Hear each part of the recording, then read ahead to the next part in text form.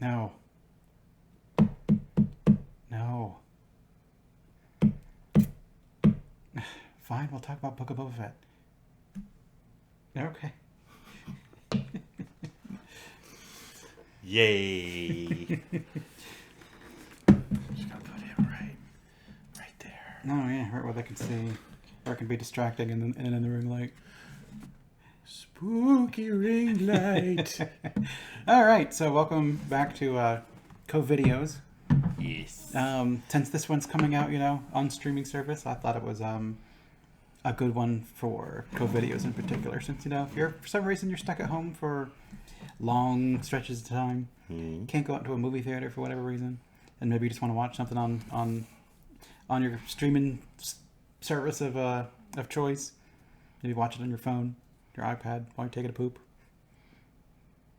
Welcome to COVIDeos.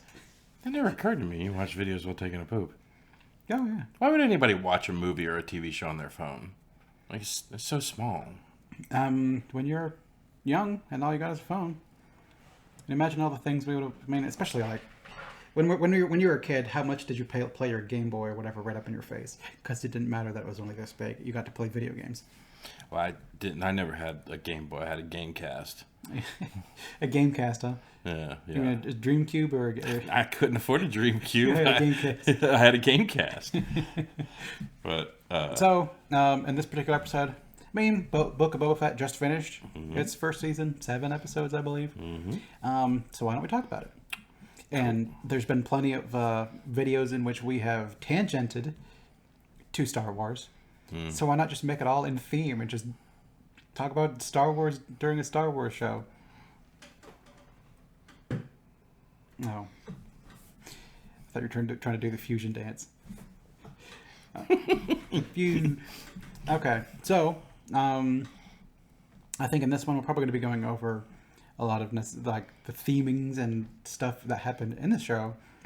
So I think we'll be assuming that you have watched it. yeah, but I mean, spoilers. Yeah. But do we want to at least start with what we think of it to give people an out before we start going in depth about it? You give it your rating first.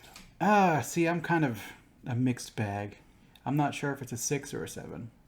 Okay. So honestly, it might only be a 6 because it's okay. Yeah. I personally give it a 7. It's a solid 7. It's creeping in on an 8 because like the last couple of videos or the last couple of episodes I thought were great. Okay. It's called Book of Boba Fett, but honestly I believe it's more like Mandalorian 2.5. No, those last. Well, I guess those second to last 2 episodes before you get to like the really last. Yeah. I guess 5 and 6 episodes were kind of didn't belong in the Book of Boba Fett in my opinion. See, I disagree because like you had the one thing that I've always accused the Marvel / Star Wars shows on like the little side shows that aren't the movies is I feel like they're content between movies to kind of keep you engaged, keep you interested, but like I feel like it's more of let's introduce this new character and like how about this person? It's like I think it's Marvel / Disney's way of being like we need more Black Series figures that we can put out there on the market, so let's have the kooky mechanic and our little droids, and let's have like fucking Mayfield show up. Like I feel like it's a reason to pull more people into the Marvel universe, but at the same time I think they do a pretty good job at the storylines. Like I liked Book of Boba Fett a lot, and the reason I think that it was a Boba Fett show was like even in The Mandalorian, like when Boba Fett shows up, there was a lot of Boba Fett in that show. There was, but Mandalorian was always there. Yes, but like whereas in episode 5 you get the Mandalorian and then Fennec Shand shows up at the end, but not a single iota of Boba Fett. And only in episode 6 is he standing in a scene, and then the rest of it's about other stuff. Like Mandalorian and whatnot. And Amber and I were talking about this extensively, but I don't want to talk for her. She can talk for herself. We'll probably have her in for a different video to say what she thought about the show. Yeah, we'll have to watch something else Star Wars. Maybe when Obi-Wan comes out, just get in here, just dump on Star Wars. Like, here's all thoughts about Star Wars. Let's just make this a generic Star Wars thing. which I imagine during the course of this review we'll probably be talking about Mandalorian season 2. We might bring up Clone Wars and the Rebels, the trilogy, the new trilogy, the prequel trilogy, the original trilogy. Well, we're talking about Star Wars. Yeah. So if you're not caught up, yeah, be forewarned. Yeah, beat it. And then come back. Please come back. But yeah, it's.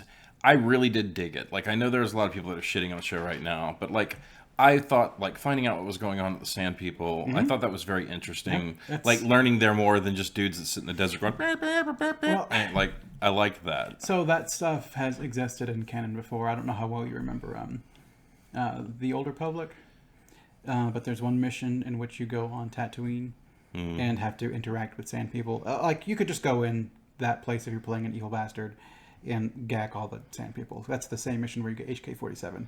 He's like, hey, this Sand person's talking to us. You're like, I don't care, let's murder all of them. And then HK-47's like, oh, sweet. And then you can just kill all of them. But you could also do the nice... You could do the nice thing and kind of talk to them.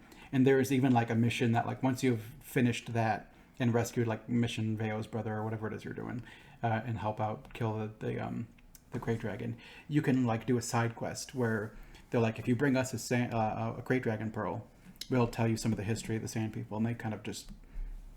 I don't remember that. But then again, when it came to a lot of the MMOs, like, I was like, go over here and kill this thing? Yeah. Okay, it's dead. Here's the thing. Give me a level. Yeah. Like, I honestly...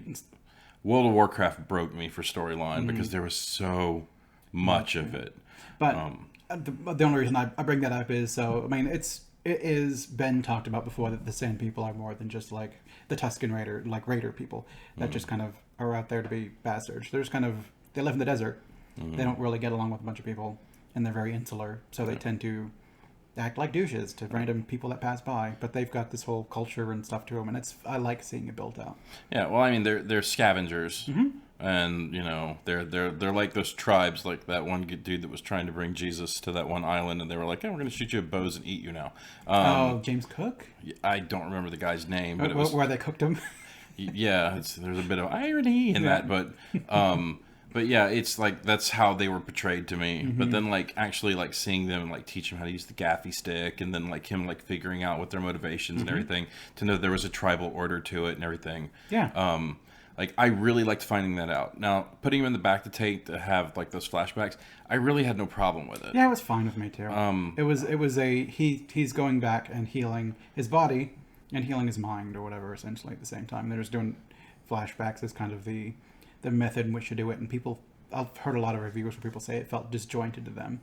It didn't bother me necessarily. I mean, it might have been more fun to have it all front loaded and then moved on, and then kind of experienced all the story at the same time, just so you're not kind of you're watching an episode, getting half of the episode about what's going on now, and then get half an episode about what was going on in the past. Yeah, I mean, I can agree with that assessment, but it's kind of like they needed to get him to where he needed to be at the end of the episode, and the only way they could do it was through the flashbacks. So, and it was kind of, you're seeing him act a certain way, and you're like, this isn't how I'd expect Boba Fett to ask, for people that had that expectation. I kind of didn't. But then through the use of the backstory, you're kind of being like, okay, well, now I'm seeing why he would show up here and be a bit more subdued than you would expect. And I think a lot of people, I mean, we've talked before about bringing baggage to stuff. Like, pretty much anything Boba Fett, like in the books wise and all the cool stuff from Legends, has been decanonized. It's not canon anymore. And people have kind of brought in all that stuff to be like, man, Boba Fett was my favorite character, that guy who said 2 lines in a movie and built all this expectation out of him. And then when he's talking in a show, they're like, he's not supposed to talk. He didn't talk in that one movie he was in. Yeah, but I feel like he was on kind of his own little hero's journey because, you know, he was a real right bastard. You know, it's Boba Fett, where? You know, so he's like feared as being a bounty hunter and stuff like that. He had a ship called Slave One. So it's like when he got captured by the Sand People, it's like he got a taste of his own medicine, and then found out that they did have compassion. They found that he had worth, and then they taught him to, like, bring him into the fold. So it's kind of like he learned, you know, what it felt like to be on the other side of that blaster, and also just to, like, to belong to people that weren't, because they've in Clone Wars told stories with the young Boba Fett and kind of his circle of bounty hunters, as it were. So before you go any further, I would just like to put out there that Amber and I have not watched the Clone Wars stuff yet. It's more of he exists in some of the Clone Wars shows, and then he is seen working with like Aura Singh and some of the other bounty hunters. Stuff that I would have liked to have seen, like if this wasn't the book of Boba Fett, but was kind of like the bounty hunter show or something like that. Then when they start bringing in Cad Bane and Black Chrysanthemum and the Mandalorian and Fennec Shand and Boba Fett, well now you've got 5 bounty hunters right there, and you could have maybe pulled in a couple more and kind of and made it more of a series about maybe Boba Fett at the center, but kind of like his relationship with these other people, with these other bounty hunters. Yeah. And what I would have really liked is episodes of 5 and 6, the ones about the Mandalorian, they were good. They didn't have any place in this series to me. They made it feel more disjointed and disconnected from being one unified story to me, because they are finishing storylines that happened in the Mandalorian. Not in if this is meant to be its own separate thing, I couldn't just sit down with someone who was like, "Oh, you saw Boba Fett and you like him? Let's sit here and watch the show about Boba Fett." Because then all of a sudden, Mandalorian shows up and he's got a darksaber, and what the hell's this darksaber thing? And he's got this Grogu, and like, what's up with Grogu? And it doesn't feel self-contained in the least bit as a season 1 of anything. But I see your point, but I guess my counter to that is, you had a good bit of Boba Fett in the first season of the second season of The Mandalorian. Like 2 episodes? Yeah, but like he played a major role. You know. To me, it's like, yeah, I'm watching a show called Book of Boba Fett, but like the show is spawned off of The Mandalorian, so it means it's an extension of that particular part of the universe. They're both basically doing their things on the same planet, so the odds of them not running into each other, since they're in like a small area, is, it's slim to none. Like I felt like it was like you're getting a good thing, and we're just making it better. Now, where I will agree with you is they shouldn't have gone whole hog on like, this is what's going on with The Mandalorian. Yeah. But I felt like they had to kind of do it that way, because it's like, we can put out the 3rd season of The Mandalorian and we can montage that shit so we could tell the story we want to tell. See, I would have hoped that the episodes 5 and 6 would have been the first 2 episodes of Mandalorian season 3. Like where he was and how he gets Grogu back. And it even had Luke and Ahsoka at the beginning of that series to kind of kickstart the rest of the season. And it kind of feels like he wormed his way into Book of Boba Fett as kind of a means to start off that series. Because now, like if I was to watch Mandalorian season 1 and 2, and when season 3 comes out, you'd expect someone who like doesn't watch the show or is not. Because I mean, we live like for this stupid nerd stuff. That's why we're doing shows and stuff about it. But That's true. Random ass person picks up Mandalorian season 1, season 2, and then if they're watching it on Disney Plus in 3 years from now, season 3 will roll in. Well, now they've got to stop this season, go back to Book of Boba Fett. Well, then that's their fault, because Disney has already kind of trained us that you watch shit in order. Yes. If you want the mid and after credit stuff to make sense, you watch it in order. So that, in my opinion, is not Disney's fault. If you're telling a complete storyline, you want things to go from front to back, and you want them to line up. If you watch shit out of order, it's not going to make much sense, but you'll at least have that aha moment when you go back and watch the movie before that one, and you're like, okay, that's why that joke was funny in this. So, but like, I personally was okay with episode, was it 5 and 6, where it focused in on the Mandalorian, because honestly, I just like the Mandalorian better than Boba Fett. Yeah, I mean, me too. I mean, honestly, because I don't really feel like this is the Boba Fett that he was dangerous and he was quiet and he was a badass and he fucking looked cool. And like, you still have like the cool looking Boba Fett guy. I mean, think about how you felt the first time Cobb Vanth walked up wearing the Boba Fett armor, and you're like, oh, it's fucking Boba Fett. You find out it's not. No, he carried himself different. Yeah, but it was cool. Like, but that's why the character was popular. Unfortunately, is people saw him in the background and like, man, that armor is really cool. And how angry would you be if, like, imagine you're a writer and you write like this amazing character and put all this work into it, and then like, oh, I need someone for the background. Why don't you design someone for me? And they're like, okay. And then Jocko, the half-cloaked douchebag. Let's just sit him right here in the back. And then he looks amazing, and everyone else is like, now that's my favorite character in this movie. The guy who says no lines. And you're just like, why am I writing? If all I had to do was design a character and put him up in the background. I think it's the way he holds the carbine with, the he cross looks arms. cool. He has the fucking dope helmet. I mean, like, just that whole Spartan cut to the eyes and the mouth, that's dope looking. The sunken fucking cheeks, almost like it's a skull. Yeah. You know? And then not only that, you're just like, okay, this dude's dope. And then next thing you know, you have the fucking eyepiece that comes down so you can find out that your opponent's over 9,000. Oh, I mean, it's that thing that I used to think was just like an antenna for radio or whatever, and then like during one thing they pull it down, and you're like, oh my god, it's like a rangefinder, and you're like, oh, that's cool. Yeah, I mean that I was never personally in love with Boba Fett. It was just one of those things where like people were infatuated because he just looked dope, and I honestly and truly think that the thing they loved was the ROTC fucking things that went underneath his thing with like the half cloak. And he had like the Wookiee hair, like braids on him or whatever. And there was a bunch of details and stuff in that suit that made him look cool. And he wasn't a character. Like, that's not a character. A guy looking cool and saying like, he means a lot to me, and no disintegrations, as you wish. As like you wish. That's 2 lines, did you say it? That wasn't part of the deal or whatever. He's worth a lot to me. I need him alive. He's no good a lot. He's no good to me dead. Yeah. His 3 lines, which were dubbed over for the special editions.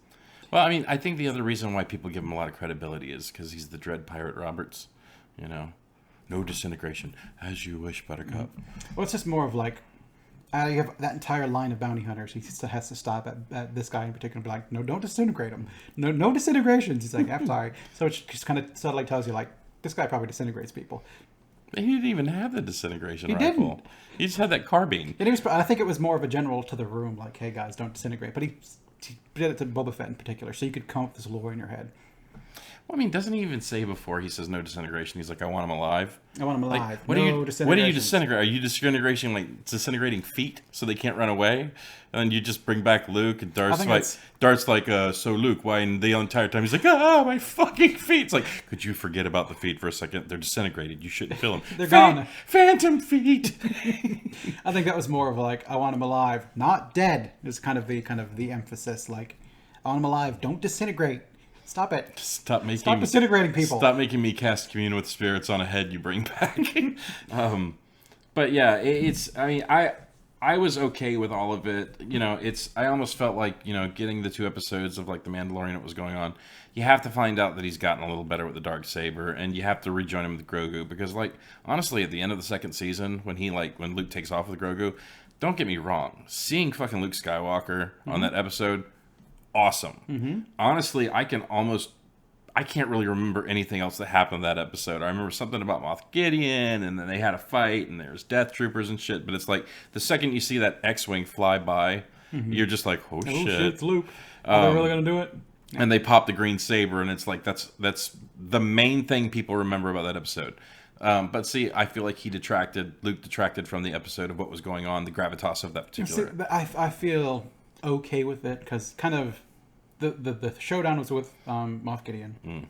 He did that. He beat him. He got the Darksaber. They set up in episodes past that the entire reason why Grogu got snatched was because we're going to find more of your people. We're going to take you on this little quest, this little vision quest or whatever, and you're going to sit in this little chair and you're going to call, or sit on this little dome or whatever, and call your people. Right. And then 2 episodes later, Luke shows up. Yeah. And at the very end, and he's like, I'm here to take him. And then he takes him, and you're like, sad. It's like, oh no, they broke up the band. Yeah, and then now season 3 is going to start, and he's just going to be right there. So go watch the Book of Boba Fett, the unrelated show, to find out why. But like, now we don't have to bother with like what's going. I mean, in all reality, I know why they did it, because you need the Ahsoka episodes to take off. You need to know what's going on with her. You need to know what's going on with Luke, because they're not going to get around to another season of like Book of Boba Fett or The Mandalorian before their shows take off. Yeah. So it's I think Obi-Wan's up next, and I think Ahsoka's up. I don't know. So let's take 2 episodes. Let's give you a show that's chocolate, and then for 2 episodes, let's sprinkle some fucking jimmies on that thing.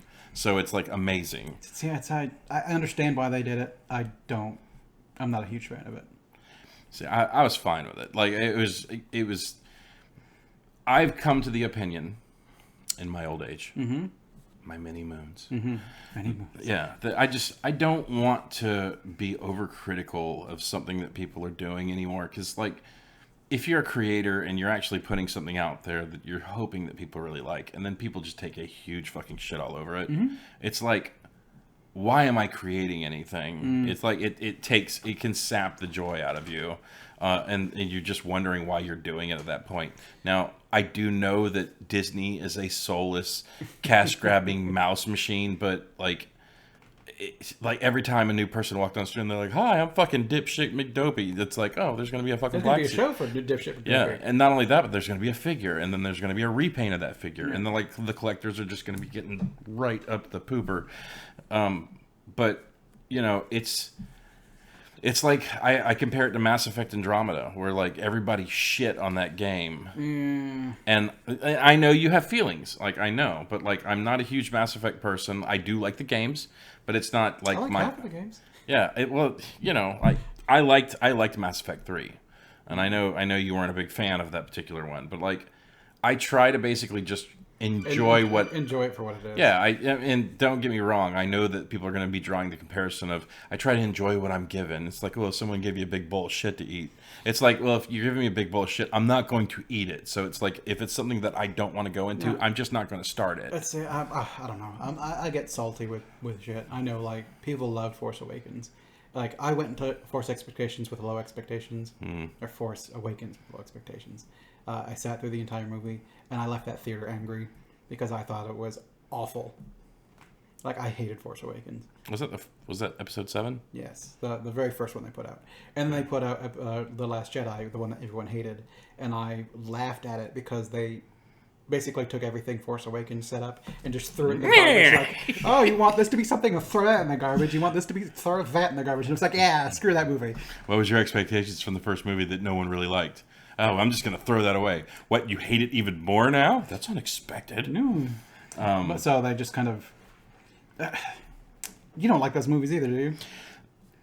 So, and I am not picking on anybody when I say this, but like when we saw episode 7, it was like I wasn't happy. I wasn't mad. I was just like, and my reasoning for it is I've just seen it all before. Like there were so many member berries and they were done in the wrong way. Yeah. Like I like it when you do nods to old stuff, when you pay homage to like the old stuff, but it's like, don't just put it in there to put it in there and be like, remember that? You know, like. I think that's why, like, I think Book of Boba Fett does better than other stuff. Is because there's nods to stuff. It's like, here's Boba Fett and their new character like Shan, and here's Cad Bane, a character that existed before, but now we're doing a Western. Now we're doing a Western thing, and it's completely different. It's not, we have to blow up the Death Star, and you're another nomad from a desert planet who's got the Force and secret in him, and go blow up that Death Star. Yeah. And here's your mentor that dies. Oh, right in front of you.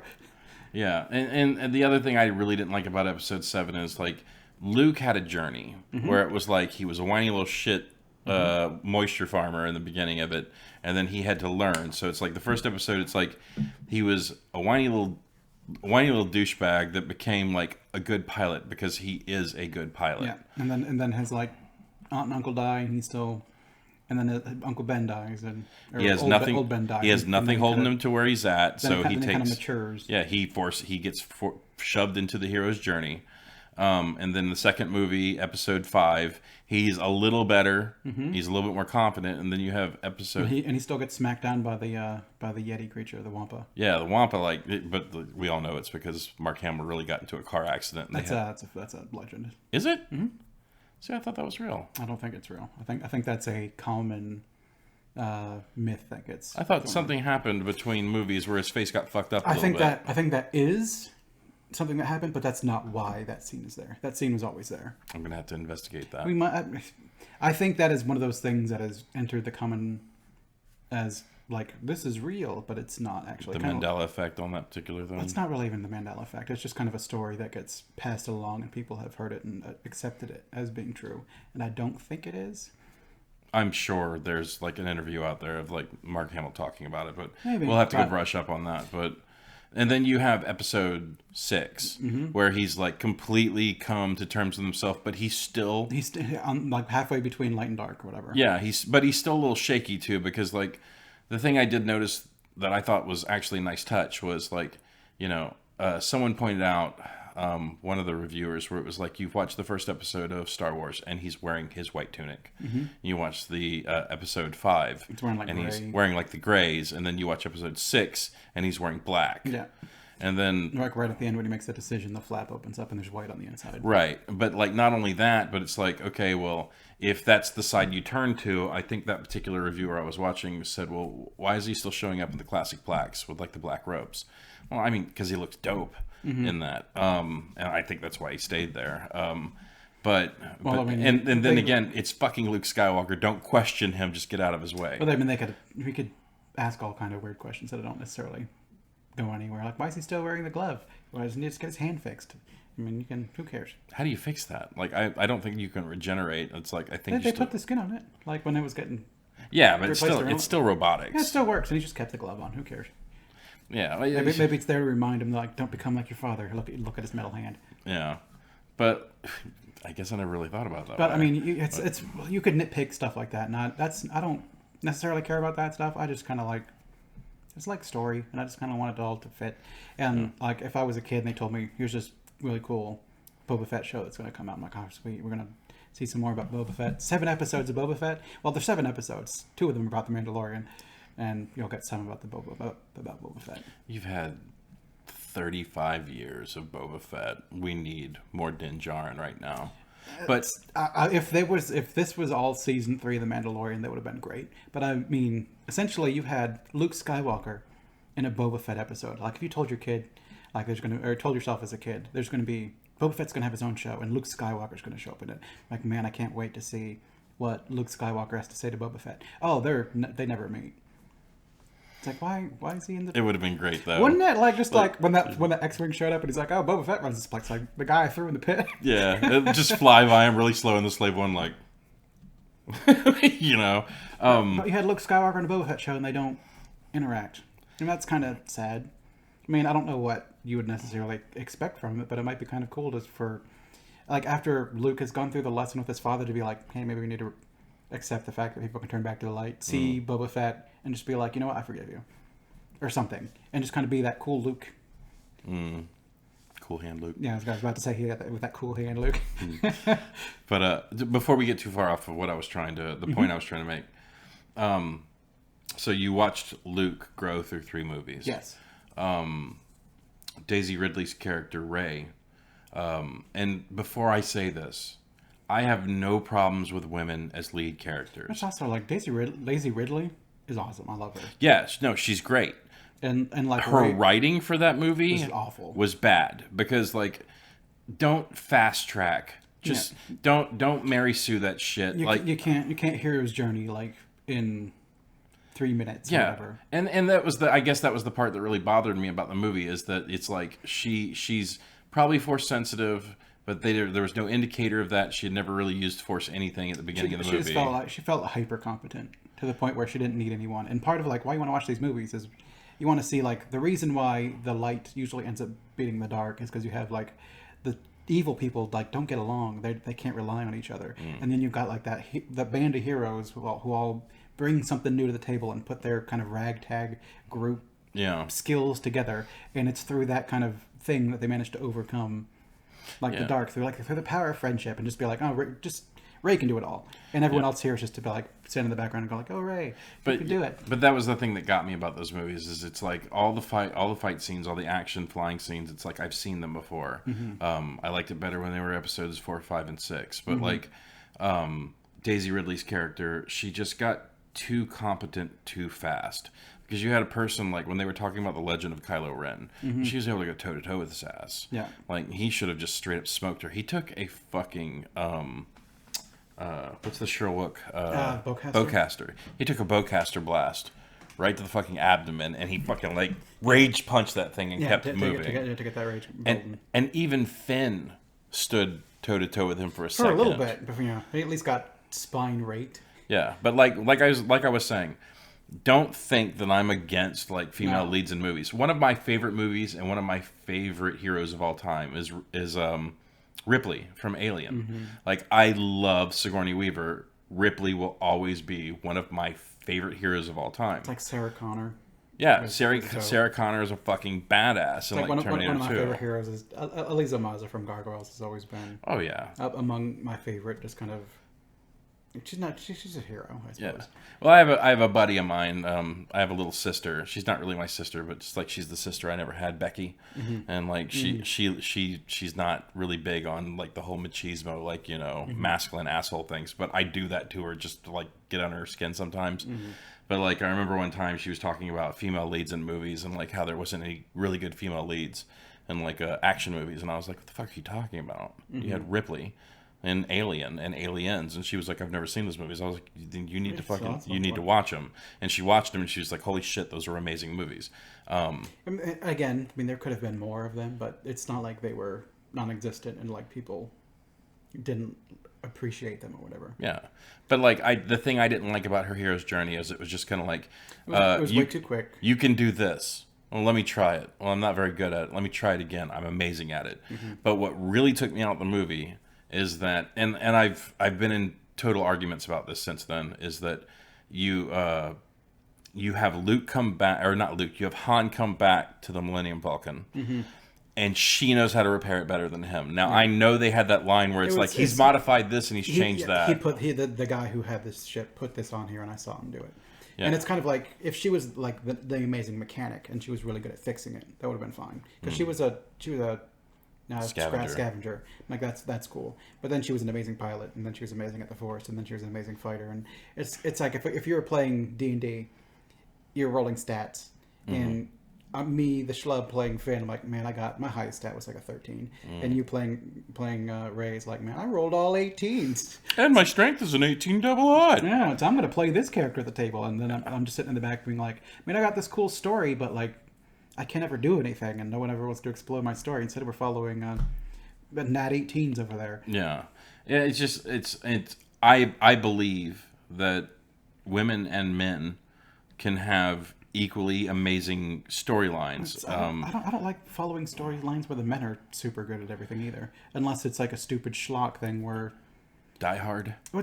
He runs through glass, gets shredded, and he ends up like kicking ass, but he gets his ass kicked too.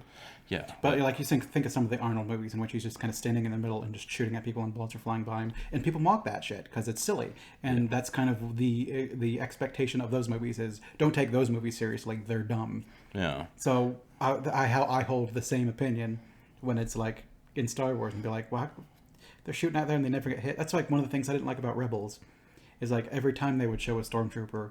And it's just them being like fucking goofy and being like, oh, I can't shoot anything. And then it's just the heroes running around being like, eat a melon. And it's like, this is stupid. I mean, they should be somewhat... I know it's a kid show, but at least make the stormtroopers somewhat scary. I mean, it's like, they're military. And you're just kind of like, I can't shoot a fucking guy on a bike driving straight away from me. So I have a theory on that. So you do see plenty of scenes where like the Jedi, as soon as like the stormtroopers around the corner and they pop the lightsabers and they start firing the blasters, next thing you know the Jedi are like pew pew pew pew, like all those are hits. And then you finally see that one where they're like pap with the thing and the dude gets his blaster shot back at him and he gets knocked off. I think that got around to stormtroopers about shooting at Jedi, so now they're just like pow, pow, pow. Even early in Rebels, before they ever break out a lightsaber, they're acting like doofs.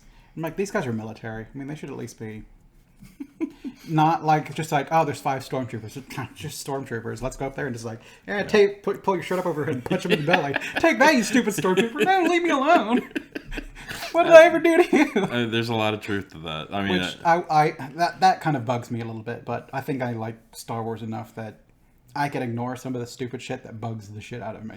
Yeah, well, it's just the original, 4, 5, and 6. Those movies are just king.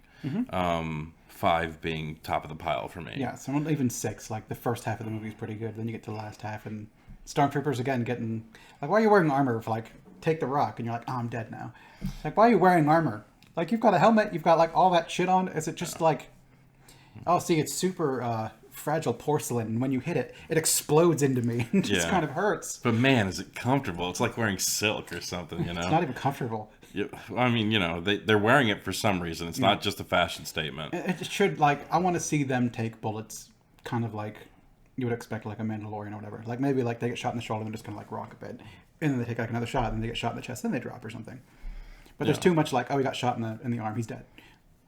And he got shot in the leg, yeah, he's dead. He got shot in near, it was really close to him, he's dead anyway. Yeah, well, the Mandalorians got lucky for having adamantium on their planet, apparently. Yeah, or vibranium, whatever you want to call it. And apparently it's a bullet per, like, not repellent, but attracting.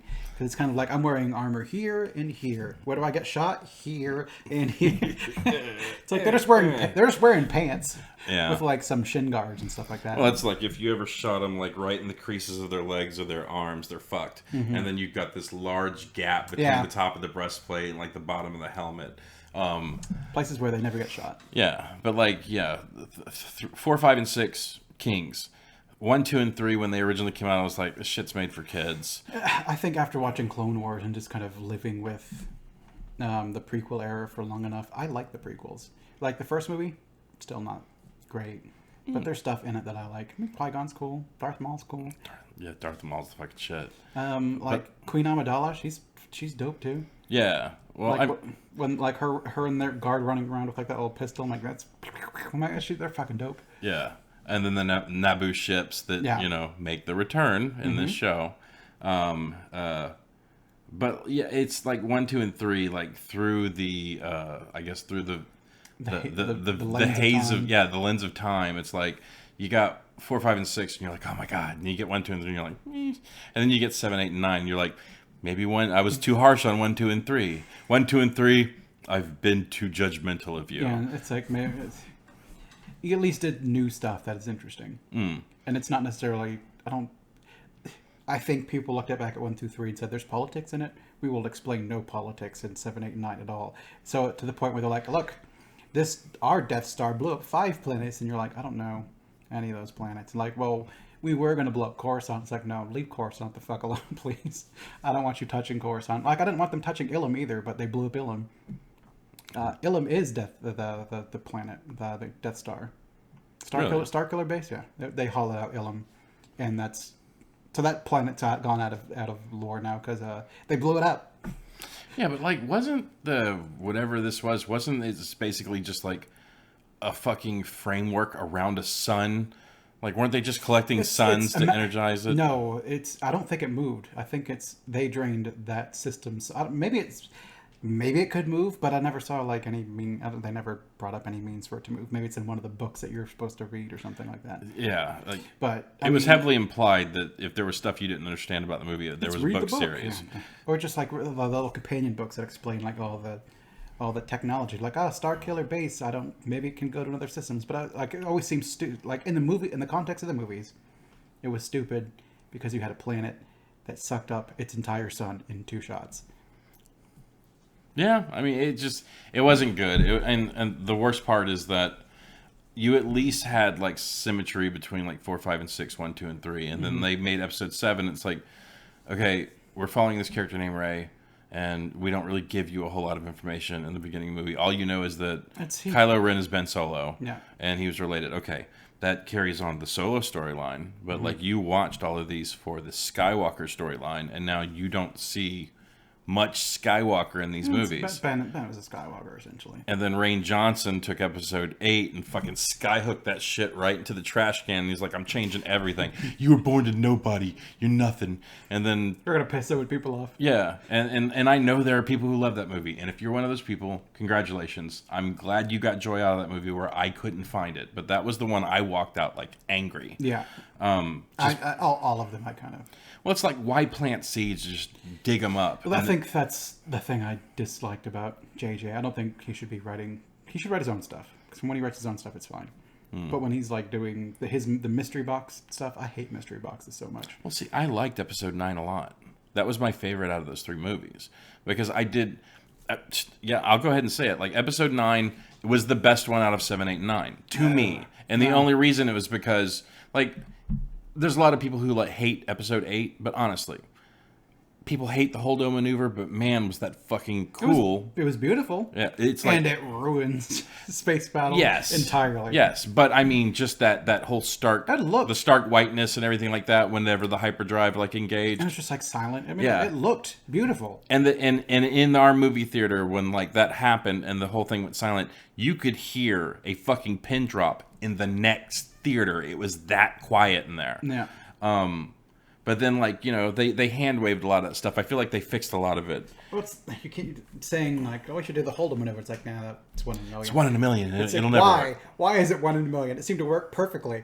Well, that was a book that you had to read that explains why it's a 1 in a million. Which I'm not going to read a book about a movie. Don't give me homework to go watch a movie.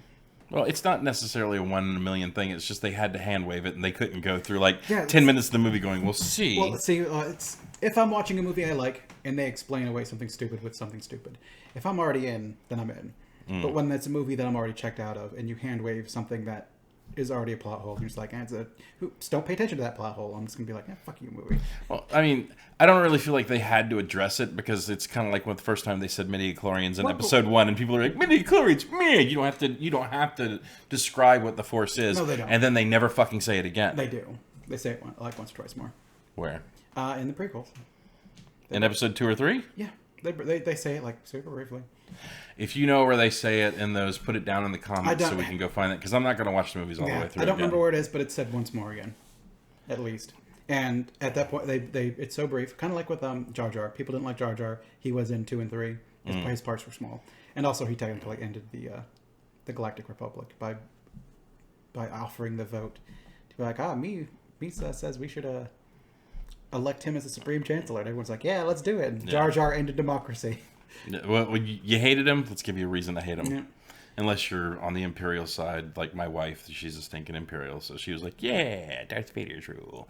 But yeah, that's where I stand with the movies. Am I sorry I watched them? No, but you know, I thought they were good. I'm sorry they exist. Yeah, but I mean, there's heavy talk right now that like Filoni and fucking Favreau, they're killing it right now. So there's talk of redacting it or making it a different dimension. But like, don't do that because that's a cop out. You made it. I'll take it. You made it. I'll take it. Will you? Get rid of it. I don't care. And you made it. You might as well stand by it. No, take it all and throw it in the trash. I mean, I say that now, but then if like they made another episode 7, 8, 9, and it's fucking amazing. But like, you're fucking over a lot of people when you do that. Because like I said, Daisy Ridley was awesome. She was. The guy who played Finn, I can't remember his name right now. John Boyega. Boyega, yes. He was the most interesting one out of everyone. And they trashed his story the most. Well, they just didn't do anything with him. That's what his, like, you had episode 7, the only like unique storyline in that was like a stormtrooper like joining the light side. You're like, oh shit. Now this is something, and then the next movie he's like Ray, and then on Ray. Yeah, and then they turned into John Boyega's turned into what was it Turk and JD from Scrubs? It's Sky Love, like him and Poe. Oh yeah. But like it's like, and even that was misleading because if I remember correctly, on the poster for episode 7, it looked like Finn was holding a lightsaber. He was holding a lightsaber. Like it was kind of the debate. Like he's going to be no, it's this girl. It's like, okay. Yeah. And like I said, I was fine with it. I just didn't like how good she got so fast. I know I'm going back on shit that we've already closed the book on. But anyways. It's like I said, like I mentioned in the beginning, this was, we're going to talk about the Book of Boba Fett technically. So we can just dump on Star Wars for a bit and just kind of air our feelings on on where we are with the Star Wars universe. But that said, like I'm always going to be a Star Wars fan. Mm-hmm. I'm always going to be a rebel. It's just, it's something that it's really got to say something for something that started out as a small idea that he borrowed from so many other movies. Yeah.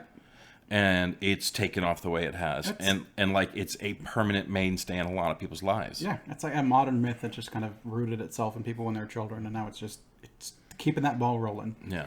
Maybe to the detriment of what some people would like to see in the movie theaters.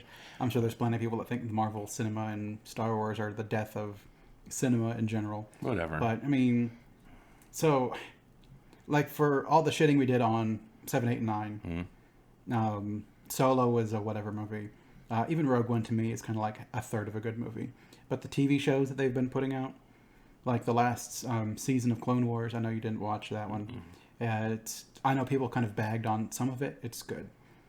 Like if you want to see Ahsoka fight Darth Maul on Mandalore, you should watch the last season of Clone Wars. It's pretty good. Let's see. I wasn't an Ahsoka fan until I saw Rosario Dawson as Ahsoka. So yeah, and we went to the theater, like you, me, your wife, and our other friend, to go watch the movie for Clone Wars that they put out. That was really like the first 3 episodes of Clone Wars. You, Joe, Amber, myself, Was Tim there too? Tim, and I think Claudia was there. No, I think that was before. But so, like, kind of you were off on your own, angry. Tim and That's what it was. Tim and Amber were there joking. So it was Joe. No, it was you, Me. then Joe, then it was me in the middle, and then Amber right beside me, and then Tim at the other side of it. So we went to go see the Clone Wars movie. And before he tells the story, I'm the kind of person who likes to watch the movie. I like to soak everything in, watch the flick, and then at the end of it, I'll give my opinion of like what I saw. Yeah, well, Please continue. So like we went to see that one, and pretty early on, the 4 of us except for you had checked right out of the movie. It was garbage. I was trying so hard to see something. And so in the rest of us now having paid essentially movie price to watch 3 episodes of TV that were bad, we were making our own fun of it. Me and Joe were just kind of like, me and my friend were just going back and forth. And the other 2 on your other side were just laughing. Joe and Nick are on my left, and they're just like laughing and like talking. We're making jokes. And Amber and Tim are on my right, and they're making jokes and laughing, and I can't concentrate because all I'm hearing is snickering and talking and shit. Because we were not into that movie. No, but I was livid. trying to get anything out of it. And Lance was livid.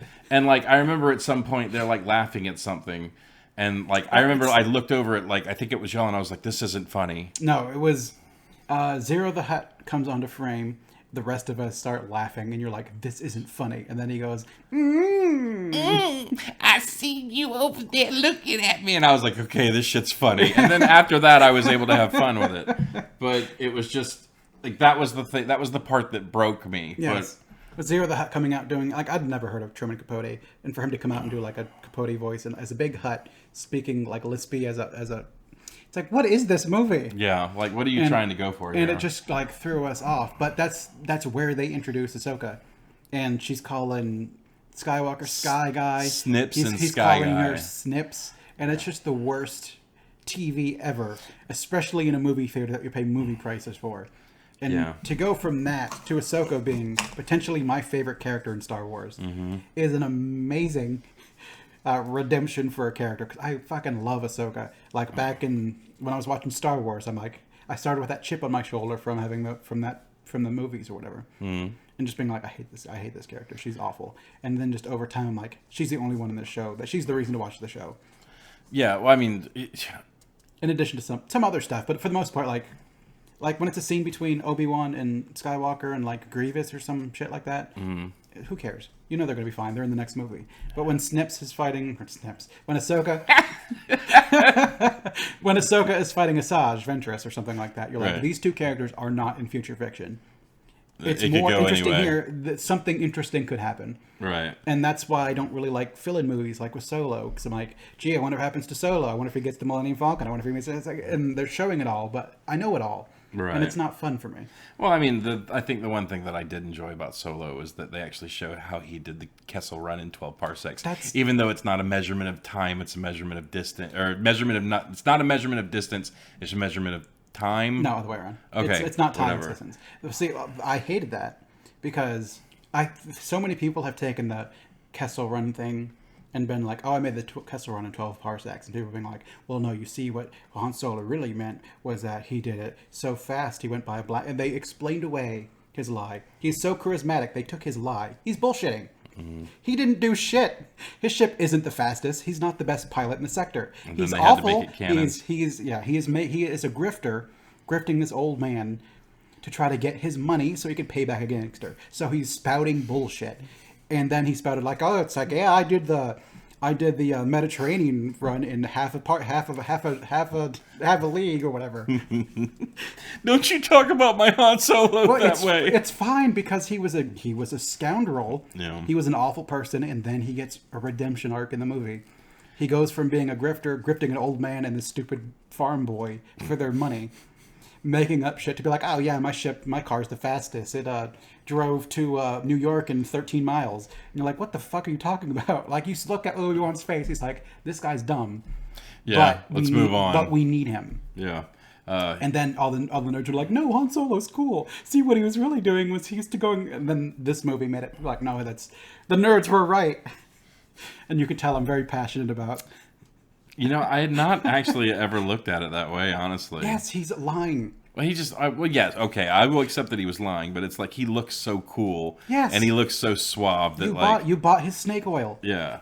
But like, This snake oil, old man, will cure your rickets. He's like, oh, that will cure my rickets. Thanks, Han Solo. Well, my rickets need to be on another planet, and I've got the ricket kid over here, so I guess I have to fucking take your deal. But yeah, I didn't hate Solo, but I just didn't like some of the stupid things they did. Like, what's your family name? I don't got one. I don't have one. Oh, then Solo. It's like Solo. Yeah, you don't need. I don't need that. But I know that there are plenty of people that when that happened, they were like, ah. Yeah. And just like when he met Chewbacca and he started speaking Shriwook. And now we know, oh, look, Han Solo's always been able to talk Shriwook. He just never does again, because screw you, Chewbacca. Why would he talk to you in a language like, the two of you are on a ship, like, you can only speak a language. Like, say you can only speak French, and I can speak, like, French and English. And you can kind of understand English. I'm just always throwing it at you. You'd be like, dude, speak French. Why don't you speak French? I just think he's lazy, because I think Han Solo at first was just like... And then Chewbacca was like, I can understand common, right? And he's like, oh, well, good. That's convenient. I'm just going to speak that from now on. Well, there used to be all explanations for it, like, no one else could speak Shriwook. And now they're just like, no, screw that. Well, I think one of the big ones was like the Wookiee bond, like allows you to understand them because no one can understand it. But you can understand it, you just can't speak. Like droid speak. No one's talking to R2D2 to be like boop boop boop boop. You just talk to them and they beat back, and maybe you understand it because you're speak droid or whatever. Well, I mean, but it was like, I think that was supposed to be like a 1 in a million thing, but it's like Mandalorian apparently understands. Well, droid now. Some people know can speak with droids, and it's like it's their own little language or whatever. Droids speak their own language. Yeah, well, it's like it makes sense for certain people to understand it, like the mechanic, because she's got like the pit droids, and definitely makes sense for the Mandalorian to understand it because he has such a healthy distrust of him. He wants to know what they're beeping and booping behind his back. But like, I'm glad they kind of opened up the language because it was kind of silly to be like only 1 in 1,000 people have that, and this is what makes this guy special because he can understand R2 or whatever. But you could sit here and we could dump on like Star Wars, like some of the side projects.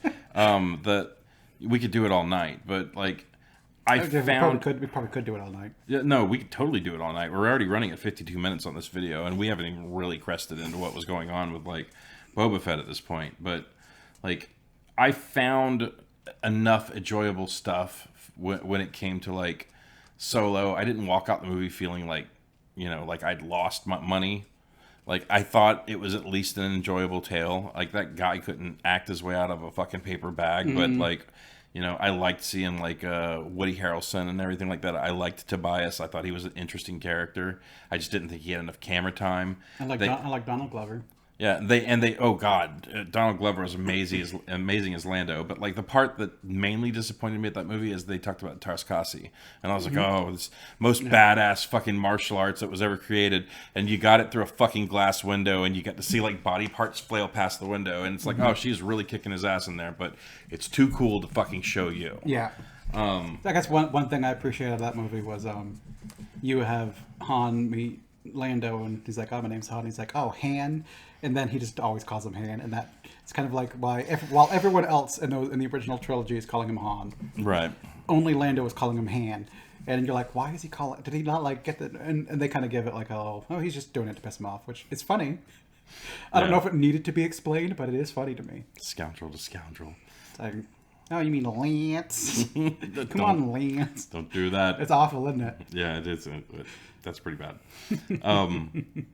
But you didn't come here to see two nerds talk about Star Wars. I warned you. Yeah, we've gotten way off track. This is going to become a 2-hour video unless we actually like Reel it in. Let's rein it back in. So,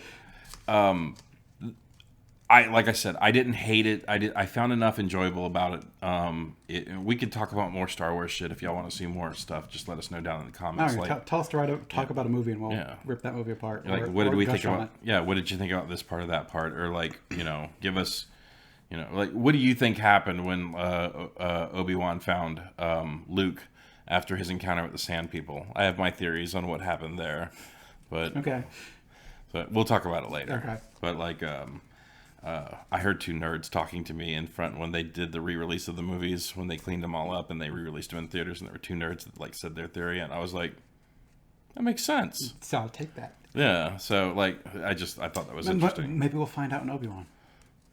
So like, for all the ragging on Disney movies, Mandalorian was great. Mandalorian season 2 also great. Book of Boba Fett's pretty freaking good.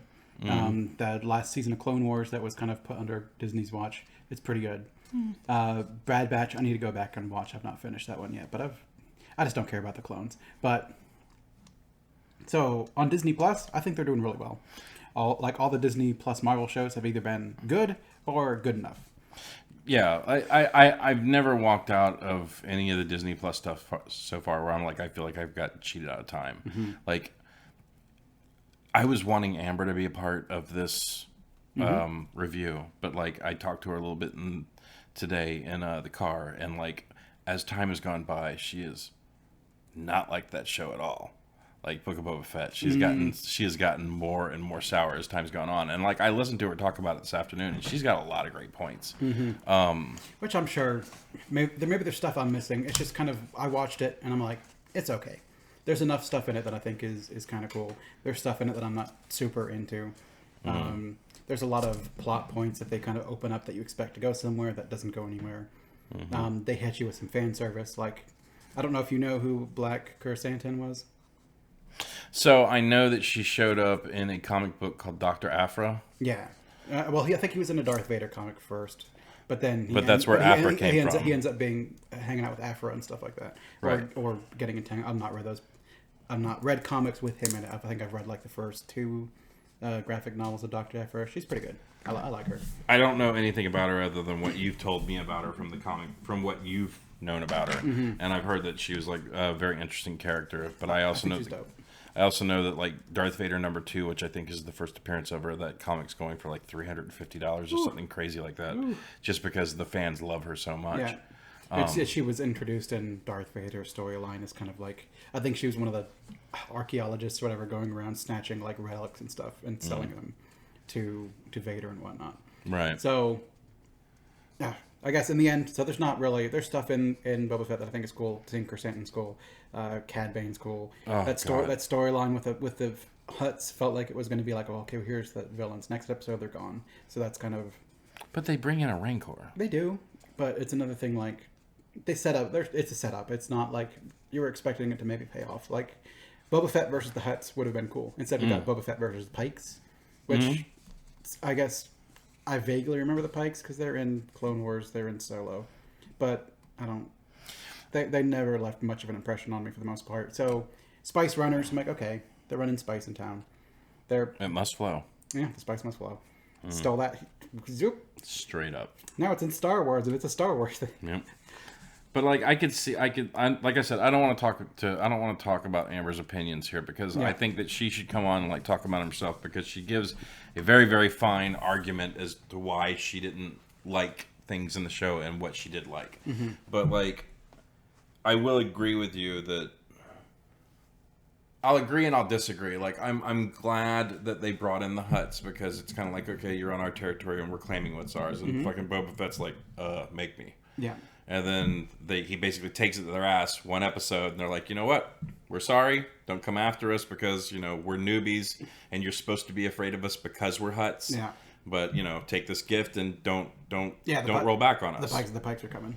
Yeah, but like, it's the difference to me is that you can have who they hire, which, I mean, I guess it could as easily went the direction of the Hutts want their building back, so they hire the Pike Syndicate to like basically kill you.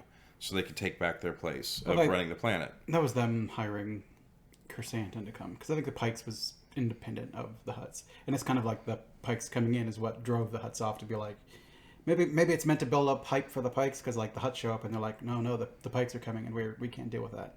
Right, but I mean, what I'm saying though is that they're still a crime syndicate. Yes. You pay them enough money, they're going to do what needs to be done, Mm-hmm. and they already had all the pieces in place from what they've been doing forever there to like carry out whatever it is they need to be done. Amber was very upset that it wasn't the show about Boba going against the Hutt syndicate, because she wants to know more about the Hutts. Yeah, I mean, that would be cool. It would be very neat to see some of Hutt space in canon, essentially. But I mean, to me, it's like the difference of you have the Pikes that can like flip around, shoot guns, do the shit, and you have Hutts that just sit on a fucking skip and go. Well, you don't. So when you're going against the Hutts, you don't fight the Hutts. They even set up early on like, we're going to try to defeat these enemies without killing them, and I thought that would be like, how neat is it to set up a villain that like you can't kill a villain. Like you could just shoot him and bam, it would be super easy, but you just can't do that because of all of the ramifications of it, and it kind of sets up the how are you going to defeat these people without. It's like I'm a big strong bounty hunter. How am I gonna? I could just bang shoot these guys. But what am I gonna do to against the Hutts? Again, to subvert them and get them out of my territory. And that could have been interesting, because then in the end it's versus the Pikes. Oh, I can shoot these guys and then shoot a bunch of them and kill, assassinate the leadership, and bam, it's your town again. I mean, honestly, it doesn't really seem like it'd be that hard to take on a Hutt, because like anybody could go to fucking Jabba's party.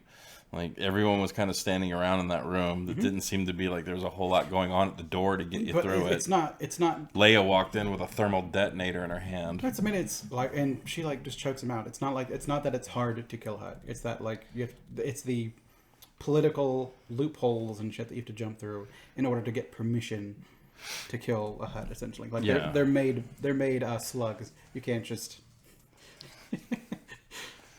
I think it was in one of those books that they actually made like a Hutt force sensitive. Yes, there's also Hutt battle armor, and there's Hutt Jedi.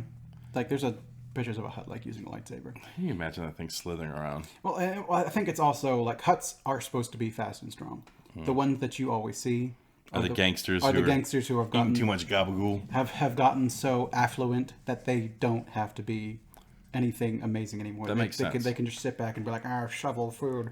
But like everything you've seen of the Hutts, yeah, they're all like just chilling on their little skiffs or whatever. But we also only see like gangsters. I think there's like 5 Hutts, like Jabba, 0. So what are they, like fat Nagas? There's slug creatures. I mean, they look more snaky to me. They just look like fat snakes. Yeah. But they're shaped like Nagas because they have like the head and they have like the. Well, wait a minute. Nagas are what, head with body of a snake? Or... Well, I think you might be thinking Yuan-Ti that have the abominations that are full on snake with like 2 arms. Okay.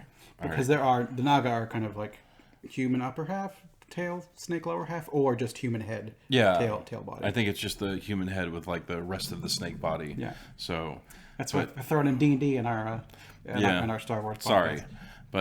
But yeah, no, I thought there was enough enjoyable stuff in Book of Boba Fett. I think that you can't be too upset that there were 2 episodes of Mandalorian, because I really felt like that Dave Filoni and just wanted to tie a nice, neat bow on that, so they can be like, we can go Ahsoka because people know what's going on with her at this point. We can go into, like any of the other shows because we've touched on where they're at and where the story's at. It felt like jumping off points for future series, which sometimes they disguise their springboard episodes better than others. Like when they looped in Ahsoka into the Mandalorian season 2, I think they disguised it well enough for it to be the hidden pilot. They essentially feed you Ahsoka and be like, Rosario Dawson as Ahsoka? And they kind of gauge interest to be like, they're in, so let's launch this thing. And I know you've been waiting for us to talk about this the whole time, but I thought Cad Bane was amazing. I thought he looked amazing. Yeah. The fact that they got the voice actor to come and like play the character, I thought that was great. I loved Cobb Vanth. Yeah, he's great too. But I'm a huge fan of Olia Fantastic. Yeah, Olia Fantastic. Or as I'm calling him now, Olia Vanthtastic. Olia Fantastic. Yeah. Olia Fantastic's better. Yeah, it takes some getting used to. Just like, let's try it on a few more times before you make too quick a judgment on that. But like, I like Olia Fantastic too. Yeah. And like this, the brief exposure we got to him like in episode 1, episode 2 of like Mandalorian. and then for him to come back in this one and just be still badass, but just without the protection. And you can kind of like when Cad Bane shows up, like you get this scene earlier in which Cobb Vanth is like is a dope, and then he's like sees Cad Bane and he's like nervous and kind of like looking over to his deputies like, "Will we shoot this guy? What you should have never given up your armor." Yeah. Cad Bane was dope. They refer to like when Boba and Cad Bane have their little conversation. It seems like they were hinting at an animatic that never became a full episode of young Boba Fett versus Cad Bane. It's like with him bringing up like, I'm not a kid anymore. Yeah, and you're an old man. And I watched another review where they were actually talking about how there was like there were stills of like that particular episode that never actually hit the. It's an animatic, so it's technically animated. It's just kind of like when you take your figures and like move them in. But you're not really moving the mouth or whatever. But yeah, you're not moving mouths. It's just kind of like the little things kind of sliding across, and it's like the blocky PS1 sort of graphics. Kind of shows the animators what to do. Yeah, it's like he's gonna go here, he's gonna put his hand near the gun, and it's kind of then like bam, the shot, and then they both hit the ground. And that kind of Cad Bane had a dome on his head, which is where Boba shot him, and then Boba has the dent in his helmet, which is supposedly Cad Bane put that dent in the helmet, which has never. It's been explained in non-canon stuff that maybe got hinted at being canon. So maybe Cad Bane put it there. I mean, I'm fine with it if that's where it came from, because cool. We'll probably get the next episode of The Mandalorian. Who knows? Maybe we're gonna get a bunch of flashbacks from fucking Olia Fantastic of like what happened. So watch The Mandalorian season 3 come out in 2 episodes. They're about Boba Fett. How funny would it be? If, like, in The Mandalorian, you got Cobb Vanth in the Bacta tank and he's having flashbacks about Justified? That would be amazing. That'd be so good. I just think it'd be funny. They roll out Mandalorian season 3, 2 episodes. You're just not like you see them like Mandalorian's not in 1, right? And then you just kind of see him like standing in another episode and then. And it's just kind of like, no, we took these 2 episodes from this, put it here, and took these 2 episodes from there and put it there. That would be amazing. I'd watch the hell out of that. But yeah, no, it's. I didn't have any problems with it. I didn't have problems with the structure. I didn't have problems with the flashback. I didn't have problems with the Mandalorian because let's be honest, I know there's a lot of like Boba Fett fans out there. For what reason, I'm not sure, because still he doesn't do much. He's the pretty girl at the party that everyone looks at, and the second he opens his mouth, they're like, okay, I'm not sure, or the pretty dude at the party. Yeah. But like, I had no problems with it when they did The Mandalorian. I mean, honestly, The Mandalorian's what I wanted to see. Same here. And I think these shows are so interwoven at this point that it's like that you can call it The Mandalorian, but you're going to have to get used to like seeing all these other characters in it because they're just there now. So I hope in The Mandalorian or in Ahsoka, I want to see the conversation between Luke and Ahsoka. That they kind of. But you assume. Stop breaking stuff. Sorry. I just started picking at it and then I just couldn't stop. So sorry for all the crunching in the video. But, apparently it had venom in it. Oh, look at that. Yeah. Sorry. All right. It would have been cooler if it was a Star Wars thing, but no, that's my opinion of it. I think I gave it a 6. So it's better than average. It's worth watching. If you like Star Wars, you're gonna find stuff you like in it. If you like Star Wars, I think the most vocal people that hate Star Wars are the Star Wars fans. So you're gonna find shit in it that you just don't like too. But that's the thing is, I am a Star Wars fan, but it's like I just don't like being hyper judgmental. I found in this new day and age of like YouTube and everything like that like people I feel like are using their voice in the wrong way, because it's like. But I mean, honestly, if you're sitting in a room and people are talking about like, oh, that Nick, he's a great guy. I really like him. He came over to my house to help me do that shit. Like, that's interesting. But the second you hear someone whispering amongst the crowd, be like, so I heard Nick actually likes to jerk off ostriches. Most likely you're going to be like, what's going on? Like people dial in on negative shit, and it gets them more attention. Yeah, because it's more interesting. People like dirty laundry. So, and I'm kind of over it at this point. Well, that's also kind of what we're sitting here talking about stuff. I mean, presumably we're meant to save you time, and we've been talking about this for an hour and whatnot. To be like, is this show worth your time? If you are a Star Wars fan, I think so. Yeah. If you are not a Star Wars fan, I don't know that there's much in here for you. If you like Boba Fett, watch it. If you like The Mandalorian, definitely watch it. Because But if you couldn't be asked with Star Wars, I don't think this is going to change your mind. There are some, like if you don't like animation, and I was like, no, watch Arcane anyway. I think there's stuff in Arcane, like, it doesn't have to be in your wheelhouse to be good. oh my god. Book of Boba Fett, it has to be in your wheelhouse. There is no, like, if you are not a Star Wars fan, I don't think. Maybe you just like Ming-Na Wen. And she is dope. She's dope.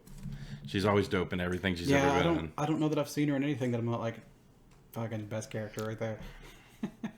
Oh, well, we'll talk about that another time. Yeah. I don't want to go off on too much of a tangent there, but Okay. We've at least kept the tangents have mostly been Star Wars related. Yeah. And we've warned ahead of time. There was going to be some book of Boba Fett talk. I just want to. This was the excuse. For our opinions of Star Wars to be out on the internet, I think. there's so many other rabbit holes we could have gone down with this. We could have talked about the animated special. We could have talked about, the holiday special. There are so many other little Star Wars things that we could have talked about, like games that bridge into this and everything like that. Mm-hmm. And stuff that we don't necessarily know too, because I don't read a lot of, or like really any of the stuff, the connecting stuff that kind of apparently is required reading for some of this stuff to make sense. But it doesn't make sense. It doesn't matter anymore. You could have read all the extended universe shit. Well, Cobb Vanth is in like 3 books. Yeah, but like literally, it's a buffet for Disney now. Like all of that extra extended universe stuff, it's literally a buffet for them to just pick and choose what they want to pull in. Which I'm so glad they're starting to do, because I think that's one of the things. Like, imagine you've got like, so like, we play D&D. I make a world or whatever, and I kind of lay out like, here's my thoughts for everything I want to do for a world, and then someone's like, I want to play Chef Boyardee, and what about my lore? Fuck your lore. It's like, I made all this stuff for you. And you're like, I want to do my own thing, which is fine. You want to do your own thing, but you've got this breadth of lore that you could be like, oh, you say there's a king in this particular region. Could I be his son? Be like, oh, and then you weave yourself into this. Like, there's all this stuff that you could like pick from, and like, I can take this and use it. I can take this and use it. Like all this Star Wars stuff exists. Right. You can take it and you can make it your own, and kind of twist it to how you want it to be. But they just kind of took all that stuff, like shoved it off the table like a cat, and then they're like, I'm doing my own thing. I'm just gonna go over here and nap in front of the camera for 3 minutes. This might be a controversial opinion, but I think they did the right move. And the only reason I say that is that if you, Nick, Yes. went out there and let's say you bought a book series that had been out for 30 years, and then there's like hundreds of books, and then the fans want you to write something that's true to form of that universe, you'd have to go back and read a lot of fucking books. But you know what? If I bought the movie rights to a property that had 100 books, You probably already read it. I've probably read. If I have not read every single one of those books, or at least like 50% of those books, I would not be making something for it. I wouldn't feel I had the right, and that's not how shit works. You get hired for a job, just do the fucking job. So it's kind of the fan, not necessarily the realist. Because I know you don't. Like, no one's going to be like, I want you to do a Star Wars movie. Cool, Star Wars is popular. I'm just going to do my own take on it. You're not necessarily the fan that has read everything. But I think that's why these ones work. It's because a lot of the stuff that, like, Filoni is putting out is stuff that he has seeded already. He's bringing characters that he's made that are now, like, a decade or so old. Bringing back Cad Bane for a minute. And not just making Star Wars fans being like, oh, Cad Bane, cream their jeans. Yeah, and I'm going to go Cad back. Bane. I know there are probably already people out there that are like, I'm not watching any more of this because the fat nerd on the left said, he's never seen any of the Clone Wars stuff. Because I remember when I was driving Uber, and like some dude was in the back seat, and he was like, "You watch Rebels?" And I was like, "Oh yeah, I really like Rebels." And we talked about it, and then he was like, "What about Clone Wars?" And I was like, "I haven't seen Clone Wars." And the rest of the 20-minute drive is, "Oh man, it's so good. You need to go watch." But like, to me, the animation was unsettling. And the thing about Clone Wars is there is a lot of good stuff in it. There's a lot of bad stuff in it, and I think if you were just to sit down with, like, you've got a kid now, how much time do you have to watch TV? Not necessarily a lot. Is it worth dedicating all that time to every single episode of Clone Wars? I don't think so. I think you need to pick and choose. Go to someone online and be like, these episodes trash, these episodes trash, these ones good, these ones good. Pick like, I want to learn about Ahsoka. Find good episodes with Ahsoka and watch those. Don't watch the 5-6 seasons of Clone Wars and sit through every single one of them. I've shown you clips of stuff that is good from it, like the one with like the Basilisk Jedi that with like the 2 double-sided lightsabers. Right. It's like a 4-episode series of that particular storyline. It's good. It's worth it. But then there's also storylines in which R2-D2 and a couple other drones have a tiny little dude, and they get lost on some salt planet, and it's trash. And I hate those episodes. And you can take all that stuff, throw it away, and keep the good stuff.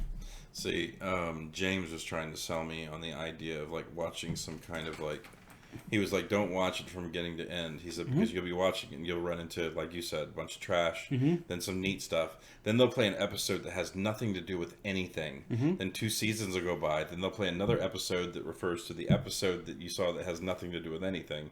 He's like, if you watch it in this order, a lot of it will make sense. Yeah. But Amber and I are not the kind of people that want to watch stuff out of order. Yeah. But I would suggest just watching it. If you ever get it in your mind you're going to watch Clone Wars, just watch it in the order they put it out. Yeah, and we were talking about that earlier today. We were like, they're going to keep releasing more and more stuff, and Ahsoka's going to start going into more and more stuff. So maybe we need to get caught up on this. There's some really cool storylines, and like I said, I'm pretty sure Ahsoka is like my favorite Star Wars character. And it seems weird because you've seen those 3 episodes, like that's where you've seen snips that very early on, and for the way her character develops to get to the point where people are like clamoring for, like in episode 9, they had to name like Ashley Eccleston or something like that, the one that voices Ahsoka, be one of the voices to Rey, and people were like, you better not have killed Ahsoka because that suggests that she's dead. And Filoni was like, no, she's not dead, that she was just speaking through the Force or whatever. Or something, just to kind of explain away the fact that, like, someone's like, it would be a cool Easter egg if we had Ahsoka's voice among all these other dead Jedi. People were like, no, don't do that. Don't kill Ahsoka. Yeah. I also like how, like, they've had some pitfalls when, like when they made The Mandalorian, and, like, there was the whole Mandalorians don't take off their helmets, and the first time Din Djarin takes off his helmet, people are like, oh. And then they go back and explain, oh, well, he's in a religion of Mandalorian. He's not like actual, like in a Mandalorian thing.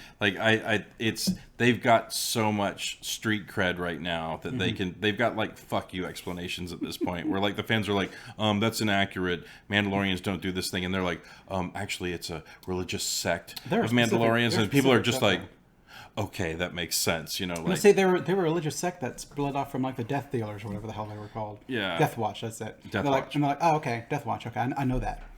And then, bam. But then, like they that was a fuck up where Dave Filoni was just like, I really want Ahsoka to be one of the voices, and everyone's like, you better not have killed him. He's like, no, she's speaking through the Force. She's talking through the Force, and then people are like, okay. There was a line that I think Rich Evans said in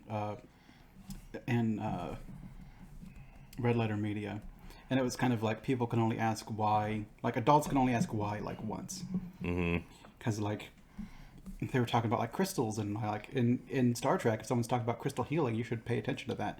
People were like, well, why can this do this? Well, they've got these crystals, and you're like, oh, okay, that explains it. And people need one. As long as you give them an explanation for an adult, that's good enough. But God help you if you deviate from anything that you made of that explanation of this thing you said, because like it might have been Brennan on an episode of it doesn't matter, we love them both, but it's adults can only ask why once, and then you give them an explanation and they're done. It might have been Mr. Plinkett, we're not sure. No, it's Brennan. It was Brennan from Brennan Lee Mulligan from an episode of actually. Sorry, I just wanted to correct myself before I got corrected. We love all of them. Yes. Help us promote our show. But yeah, it's and like I said, I know we got way off track talking about Star Wars stuff. Like literally, I think 95% of this is us talking about other shit. Yeah, there's not a lot of Book of Boba Fett in our talk about Book of Boba Fett, and we are sorry about that. I'm not. Who knows? Maybe instead of calling this like a Book of Boba Fett episode, maybe we should just call this. We started with Book of Boba Fett and talked about all this other shit. That's Book of Boba Fett and Star Wars in general. Yeah, but like, so let's just go through a quick recap of like the season. You see him basically rising to power. He's trying to consolidate and deal with like all these other outside forces to like recognize him as the major domo. Essentially, once Jabba left, Bib Fortuna didn't keep real reign. He was just kind of figurehead. He just wanted to eat. eat. And all these factions in the city kind of took over. So now you've just got like faction war in the city. Yeah. And then, Boba comes back, starts establishing what he wants to do, finds out that he's not going to be able to take it just from his reputation. So he actually starts pulling the people over to his side because he wants to start getting rid of the crime or whatever. And then you have to have the Mandalorian episodes so you can pull in Cobb Vanth because, I really don't understand why in that final battle they didn't have some of those sand people come back because his tribe died. You did not see the body of the one with the dreads. You didn't, but you did see him throw a pile of bodies and pyre them. So a lot of people died. She might still be out there somewhere. I'm hoping she is, because that would have been cool if she would have came back, because she was fucking dope. She was. But, I mean, that's more seeded stuff for maybe season 2 of this particular show. And maybe they'll follow Boba Fett. Do you think Cad Bane's dead? I don't know. I was going to ask you that, but I forgot to. I kind of watched it, and I was like, I don't know if he's dead. Because, I mean, he died. He got stabbed here. Yeah, and he had the blinky thing. And the little blinking light. And when he got stabbed, you can hear his voice kind of like, not verbalized, but kind of like a vocoder sort of. He died, and it kind of, you can kind of hear the electronic bit in it. So, like, maybe he's got some cybernetics we don't see here. Maybe he got stabbed in the cybernetic. Maybe it's because we do see the cybernetics he's got laced into his neck, right? Which I've heard, so he can breathe in space and not get force choked. I don't know that, but I don't know if that's true or not.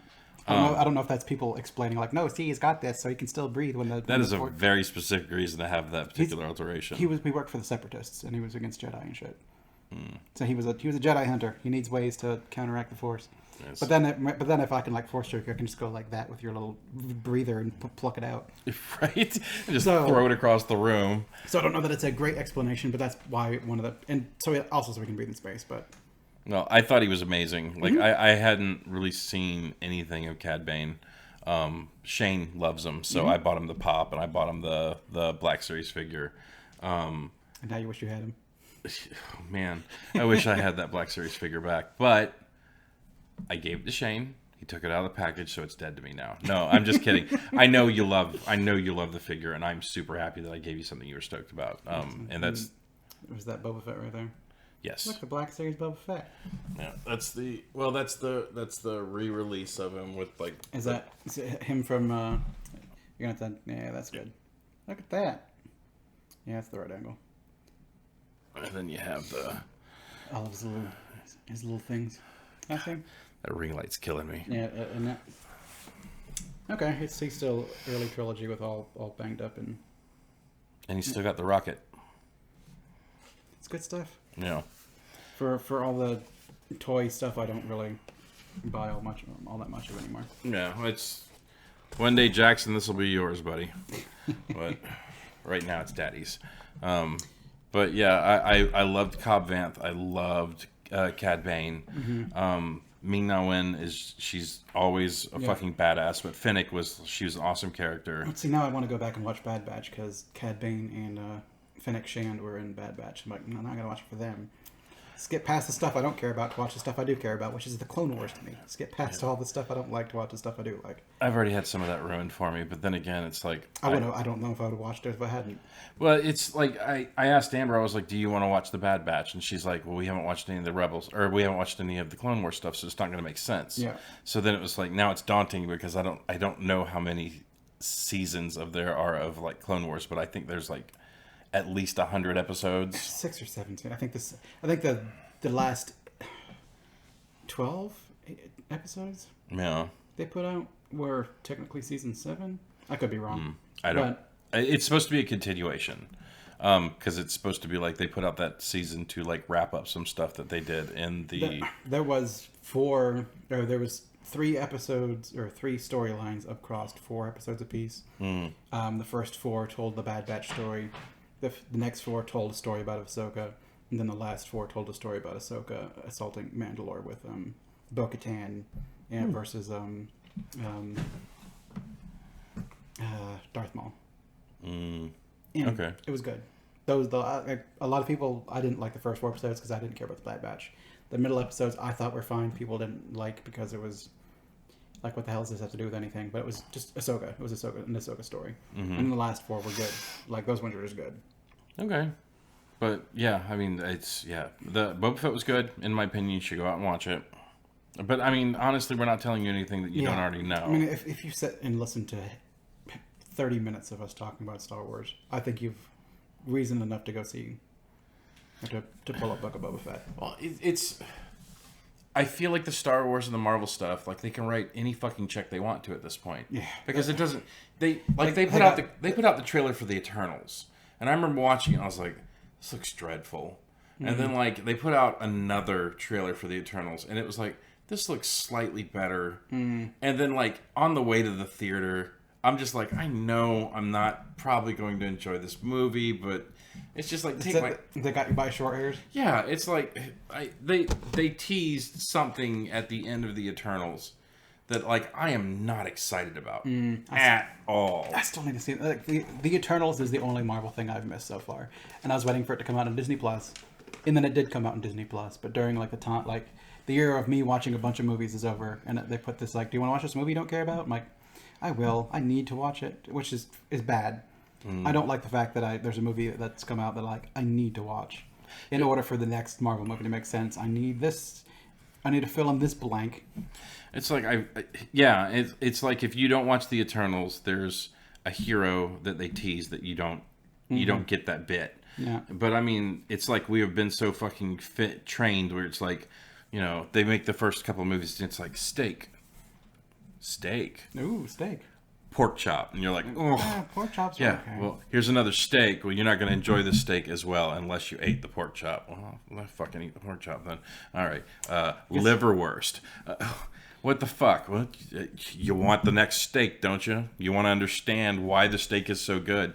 Like, it's just, that's what we've been conditioned for at this point. And I think that's my problem with the Book of Boba Fett is, in order to enjoy it, you have to watch Mandalorian, and in order to watch Mandalorian season 3, you're gonna have you have to watch Book of Boba Fett. Yeah. There are super major plot points in this for Mandalorian season 3.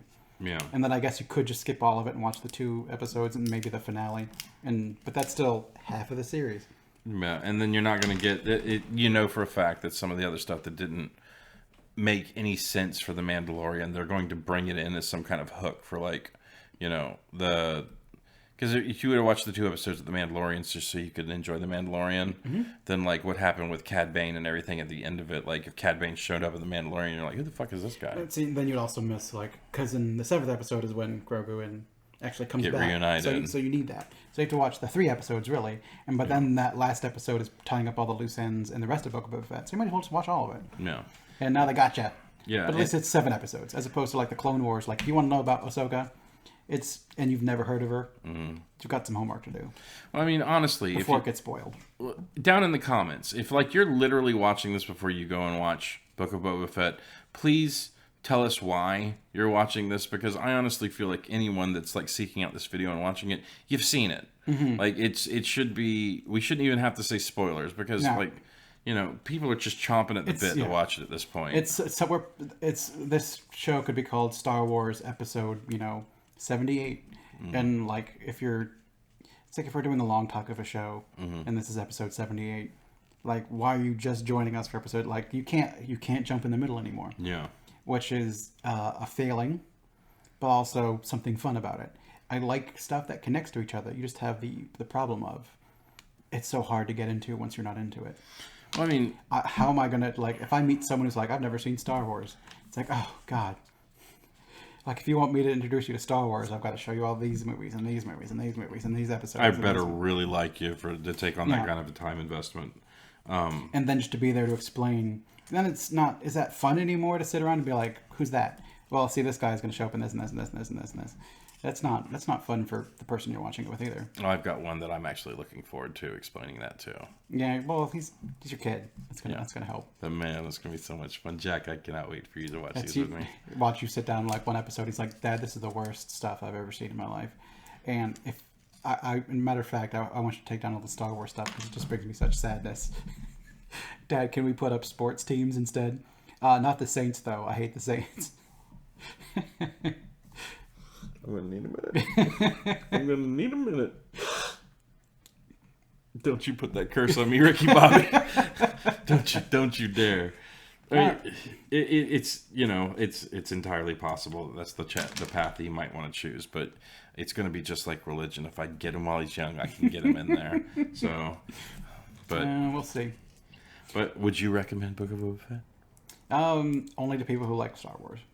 If you don't like Star Wars, don't bother. But not a good place to start. No, this is not the place to start your Star Wars journey. Yeah.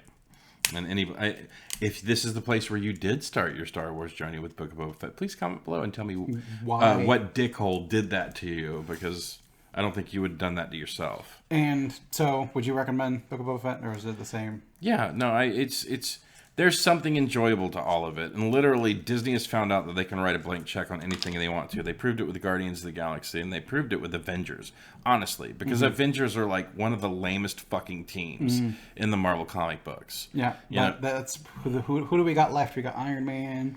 It's like they outsourced all their like recognizable heroes, so they made stars out of the heroes that used to just be like C-list heroes. And I think that's what's like so fucking like mirror universe of this to me, because like they just got X-Men. Yeah, but I think they've been holding on to that property for 3 years now, and we haven't had very many, like hardly anything to it. And the one nod that we did have that we thought was the fucking Ralph Bonner joke. So it was just like, yeah, and it's what we'll get it soon. But they did nod to it because she remembered the bullet holes. So it's like it exists. She remembered the holes in them, but it was a different actor. Mm-hmm. So they've already nodded to it. They've already, but we're not talking about that. We're not talking about WandaVision. All right, so I think we've been talking about Star Wars for an hour and a half. Yes. I think we can. I think if you've given us an hour and a half of your time, go into the comments below. Tell us why we're wrong. Tell us why we're right. Just vent about Star Wars. My friends that are watching this, our friends who are watching this just to like get us the views, we are so sorry we ran this long, but hopefully it was somewhat entertaining. But if you gave us this much time of your time, you've heard us give our theories and ventings of what Star Wars, where it is, where it's been, where it's going. Let us know. Like, is there stuff you're excited about? Is there stuff you don't care about? Like, did you watch Book of Boba Fett and hate it? If you're a friend of mine and you've watched this, walk up to me and tell me that you owe me a chicken sandwich. I'll buy you a chicken sandwich. I want to find out who's actually watching these. Oh, it's if you got this far. Yeah, like if say code word chicken sandwich to unlock a free chicken. Code word chicken sandwich. And you know what? If you're just a random person and you see me out on the street, if you've watched this video, just say chicken sandwich. Now, there's got to be a time limit on that. Well, okay, so we'll say a year. But I might ask you random things about this episode, so it's just like, hey, you see that jackhole over there? Go say chicken sandwich to him and see what happens. Chicken sandwich. Okay, I guess I owe you a chicken sandwich. What? Why am I buying you this chicken sandwich? Because that guy over there said I'd get a fucking free chicken sandwich off you if I said it? No, that's not going to work. So, but yeah, that's to find out which of my friends are actually watching this. Just walk up and say chicken sandwich. Yeah, I think you're going to... Is it going to be the Chick-fil-A ones, or are they going to be the cheapo ones? I will go all out. Waffle fries included. Wow, we have waffle fries too. Yeah. A drink separate?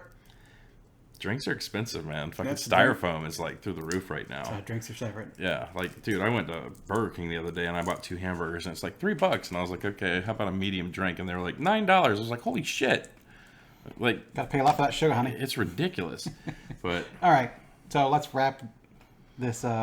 So it's Star Wars. Here's our Star Wars episode. It's got Book of Boba Fett in it, but it's us talking about Star Wars. You want to hear us talk more about Star Wars? Please do, because we've got a lot more to say. We'll talk about it. If you want to hear us talk about like other Star Wars properties, like what do we think of Jedi Fallen Order? Let us know.